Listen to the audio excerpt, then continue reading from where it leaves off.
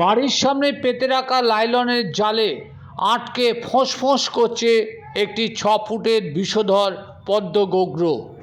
ভয়ে ছোটাছুটি করছে বাড়ির পোষা মুরগির ছানা, যা দেখে ভয়ে আঁতকে ওঠেন পরিবারের লোকজন। এরপর সাপটিকে উদ্ধার করে প্যাকেটবন্দি করেন পরিবারের সদস্য সাজ্জাদ আলী মণ্ডল। রবিবার ঘটনাটি ঘটেছে দেগঙ্গার পূর্ব চ্যাংদানা গ্রামে। এদিন সাজ্জাদের বাড়ির উঠানে একটি শুকিয়ে যাওয়া গাছের কাণ্ডের গায়ে পেতে রাখা ছিল লাইলনের জাল, আর সেই জালে জড়িয়ে আটকে পড়ে বিষধর সাপটি। বিষয়টি জানাজানি হতেই ভিড় জমে যায় সাজ্জাদের বাড়ির সামনে। অনেকেই লাঠিসোঁটা নিয়ে সাপটিকে মেরে ফেলতে চাইলে বাধা দেন সাজ্জাদ।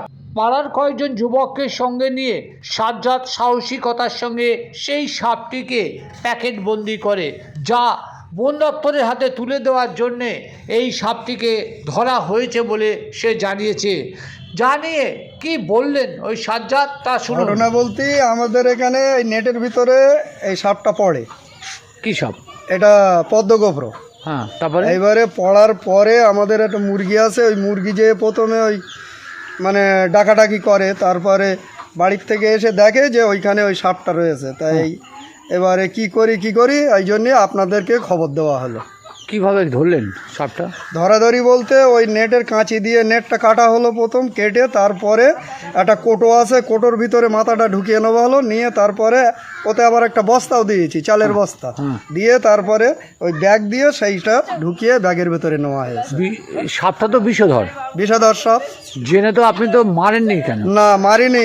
এটা তো একটা বন দপ্তরের বিষয়, যাতে বন দপ্তরে যে এই বেঁচে যায় সেই সূত্রে একে বাঁচিয়ে দেওয়া। এখন কি চাইছেন? এখন বন দপ্তর যাতে এটা নিয়ে যায় সেইটা সব থেকে ভালো আমাদের জন্যে। আপনার নাম কি?